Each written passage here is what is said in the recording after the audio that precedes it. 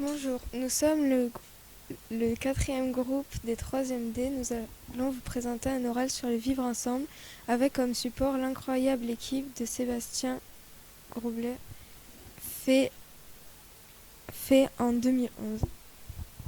Je vais commencer par vous présenter notre plan. Pour commencer, je vais vous présenter les personnages principaux et leur rôle dans l'histoire et le contexte. Puis Zoé vous présentera les principaux types de discrimination dans le film et quel rôle joue le football.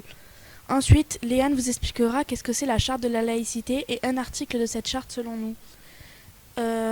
Pour finir, chacune notre tour, nous vous donnerons nos avis sur le film et notre conclusion. Qui sont les personnages principaux et quel est leur contexte? Les personnages principaux du film sont le professeur Konrad Koch, l'élève Just et l'élève Félix Hartung. Le professeur Koch est un homme né en Allemagne et qui est parti à Londres pour faire ses études.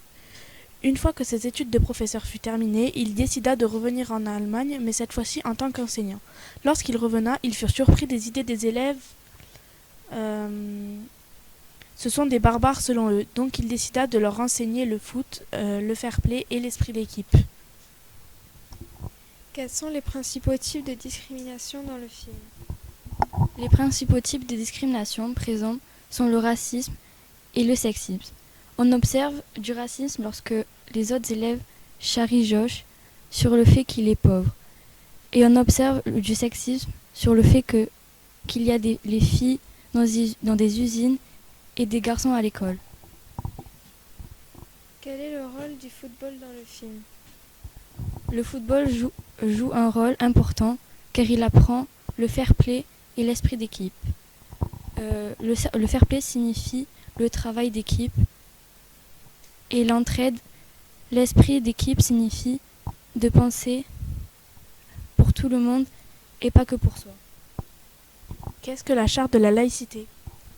La charte de la laïcité est un grand document qui montre qu'en France, tout le monde est libre de s'exprimer, de croire, mais en respectant les autres. Article numéro 1. La France est une république indivisible, laïque, démocratique et sociale.